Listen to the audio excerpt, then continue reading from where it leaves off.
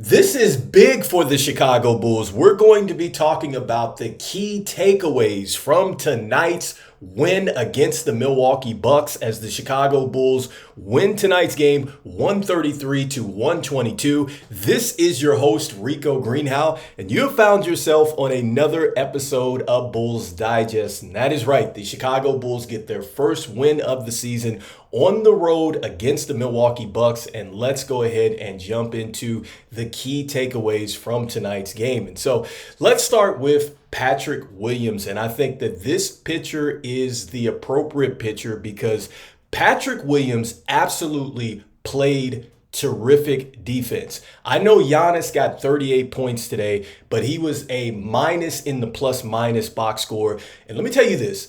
Every time he went to drive against Patrick Williams was there. Every time that Patrick Williams was in the post with Giannis, he was a tough cover against Giannis. He was definitely going ahead, getting physical with him as he was fronting him in the post. This is what we wanted from Patrick Williams right there. Just the defensive intensity that he brought tonight. If he can bring this every game, this is what we would want as Chicago Bulls fans. Tonight, his stat line was 13 points. He had 5 rebounds. He had 2 assists. He had 3 steals, and he took 10 shots. I mean, that is exactly what we want from Patrick Williams, to go out there and be an impact. And so, look, I don't know what Patrick Williams ate the night before the game. I don't know what the pregame meal was for Patrick Williams, but whatever it was, somebody make sure that he continues to do this every single night. That's all we ever wanted from Patrick Williams, was to come out and just be an impact player. Because look, it's not always about the points. Going back to game 1, you saw what Javonte Green was able to do with 9 points and 4 steals, and he was a plus in the box score and a major impact. Alex Caruso, in his first game with the Thunder, he had 6 rebounds, and he also had 4 assists, and he had 0 points, but it was a huge impact. It felt like today Patrick Williams was a huge impact for me, and I would definitely give him the game ball, in my opinion, even though we're going to talk about some more amazing performances tonight. But just his intensity on the defensive end and the offensive end, that is exactly what the Chicago Bulls need as they continue to try to build out this team and hopefully get back to being a contender once more. And so the next player to really jump out at me was Josh Giddy. And I just want to go ahead and clap it up for Josh Giddy, because this is what it's about. This is why the Chicago Bulls traded for Josh Giddy. This is the Josh Giddy that can now go in and say, hey, I want to be paid 30 plus. This is what it's about. Because when you see Josh Giddy come in and do what he did tonight, just the way he was continuing to be aggressive, I love the fact that he went ahead and he took what he did in game 1 and he did that in game 2, which was getting downhill, which is what you see in the image here. And that really got his night started. He also had the 9 assists, which we knew he could do that. That's a lot more than what he had in game 1. And then also too, the 6 rebounds, but more importantly, the 1 turnover. And you have got to love the fact that he was able to knock down 2 3-point shots. And in fact, one of his 3-point shots, it really closed out the game. And to the people out there, I have said this several times about Josh Giddy. Once Josh Giddy gets the ability to shoot the ball, he is pretty much going to be a tough cover. And this is what Stacey King even said on the broadcast. He said, look, when Josh Giddy learns how to shoot the 3 ball to go along with what he can already do, he is going to be a nightmare matchup. Quote unquote. That's what he said. You can go back and look at that. And this is what we were looking for from Josh Giddy. Now the question is, can he continue to take this, what he did in game 2 here, and continue with this? And I have noticed as well in this game, he didn't pass the ball off as much. Like, he had the ball a lot more in this game than, say, a Zach LaVine or Coby White. And I think that was huge for him.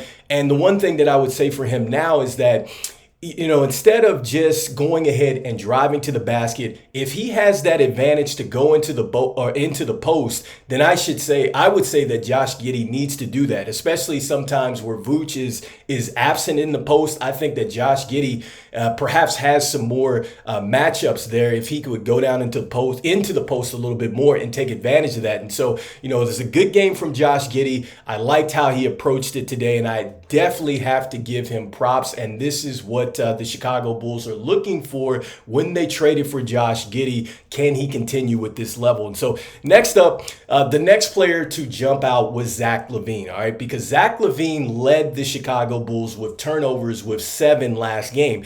And the one thing that I loved about Zach LaVine tonight is it slowed down, all right? He got the 25 points today, but only 1 turnover, and he did have 2 blocks as well and 5 rebounds.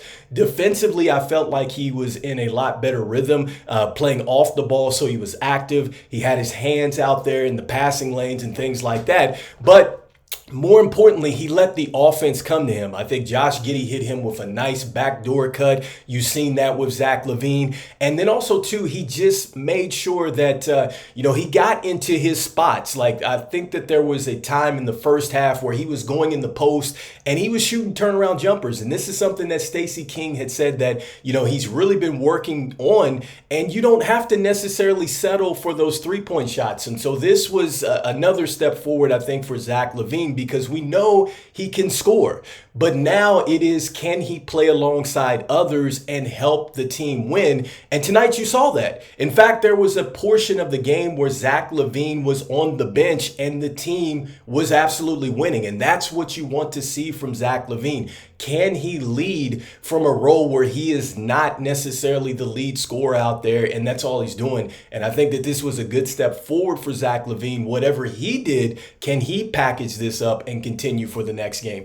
All right. And so as we move forward, I have got to save the best for last, and that is Coby White, because Coby White was absolutely giving everybody the business out there. It didn't matter who guarded him. He was pretty much on a heater out there. 35 points on 7 3-pointers.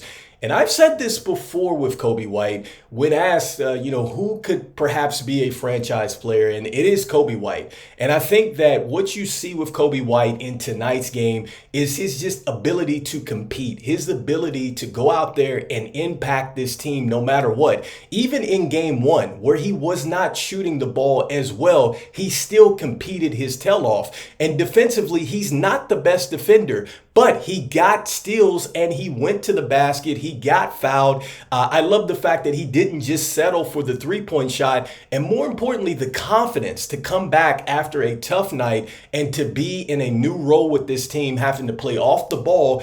This lets you know that Coby White is about everything that he talked about in the offseason, where he said that I want to be more of the leader for this team. I want to take the next step. And I've said it before, I think that Coby White is with all the smoke. He wants to run up the chimney because he believes he is that guy. And we saw that today with Coby White. And the one play that really stood out of all the plays that he had that was really spectacular today was late in the fourth quarter. The Chicago Bulls had just gotten a steal. And in fact, I think it was Coby White. And you see him tell the team to slow down. That is what you're talking about as a leader. When you know that it's 3:42 left, you don't need to rush. You need to get a good shot. You need to continue to be efficient. Unlike you did in game 1, Coby White was that guy that helped take us home. So a great game from Coby White. And so now as we move forward and we take a look in the box score, the keys for me now are the younger guys. Dalen Terry, Julian Phillips, Modest Buzelis. You see that they played more minutes out there. And yes, I know that they didn't have like a major impact as far as points and things like that, but Dalen Terry had some big rebounds down the stretch. Julian Phillips played some outstanding defense. He got some hands and deflections out there, just playing passing lanes and also knocking it out of Giannis's hand going to the basket. basket. So defensively, I think that you really see the signs there. You see the upside. And with Modest Buzelis, look, Modest Buzelis, I know he finishes at a minus in the plus minus box score, but he did have 2 great assists out there, and it wasn't like he was a liability. I think that you see him get the 9 minutes up from 5. I'd like to see a little bit more, but this was a great adjustment from Billy Donovan, utilizing these guys a little bit more off the bench. And then Jalen Smith comes out, he gets a big 11 points. You do see where he struggles at times with fouls. Granted that this was a tougher matchup going against a bigger team with Bobby Portis and Giannis out there, but he knocked down some key 3-point shots, which I think a lot of people were wondering, okay, could he really knock down the 3-point shot, or was this something that, it just was a fluke when he was out there with the Pacers? And you see that it's very real for Jalen Smith. And I think that, he has definitely shown that he might be maybe the steal in free agency here for us, especially because he's come out, he's been an impact in 2 games. He's been an impact throughout the preseason. And like I said, just last game, his numbers are showing me that if you give him minutes, he is going to perform. And if for whatever reason we do happen to move on from Vooch, I think that Jalen Smith can absolutely come in and be on the front line. And lastly, with Vooch, I've got to give him credit. He's been super efficient, I think, over the last 2 games. He's going out there, he's scoring points, he's getting the double-double, and he's operating really at a pace in this offense, which is a bit surprising because some people didn't think, with the uptake in the pace, how would he perform? He came in media day, he said he was excited about it, he felt good about it, and he's finding space out there. He's finding himself getting these 3-point shots. I think he's finding himself when he cuts to the box and getting to that little turnaround hook and stuff like that. So he's making himself available. He's putting himself in spots to be successful out there. And so, I've got to give credit for Vooch, especially with all the trade speculations and all this stuff like that, for him to stick around, stick it out, stay the course, stay focused. I think that is huge as well for Vooch. And as we finish lastly with the team box score and just looking at these team stats, look at the turnovers. Only 9 for us today. That's an indication that we really found the pace to go along with this fast-paced up-tempo that we wanted to do, which is something that the Chicago Bulls are going to need to continue to execute with this style as you continue to, upgrade the players that go with it. And so this is a huge step. It is just the beginning. You're going to see games like this for the Chicago Bulls where they're going to be able to catch teams like this.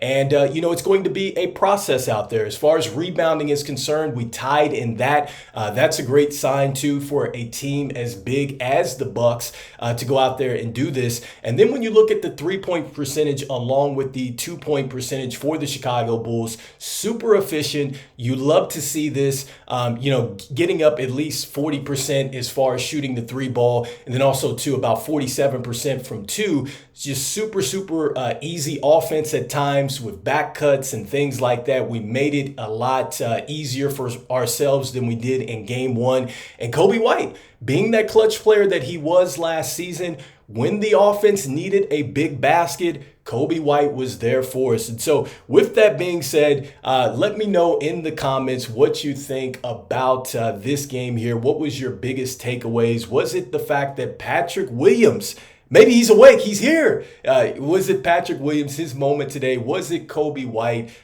with just his amazing performance offensively and I think just all around? Or was it, hey, Josh Giddy? You see why the Chicago Bulls made the trade for Josh Giddy, wanting him to be the primary playmaker. I'd love to hear what your thoughts are here. Just want to thank everybody out there for liking, sharing, and subscribing to the videos here. It means a lot to us here at Bulls Digest.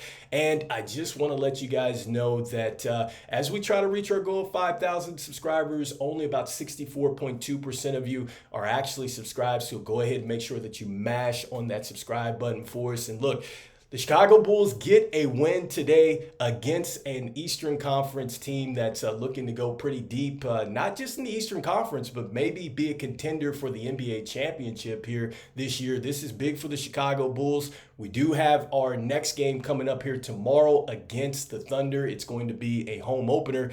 It's going to be wild there. Lonzo Ball playing in his first game back with this during an NBA season. So anyway, the Chicago Bulls get the win today. I know we're super hyped all across a lot of networks, but I don't care. I'm still saying go Bulls, and I'll see you in the next one. Peace.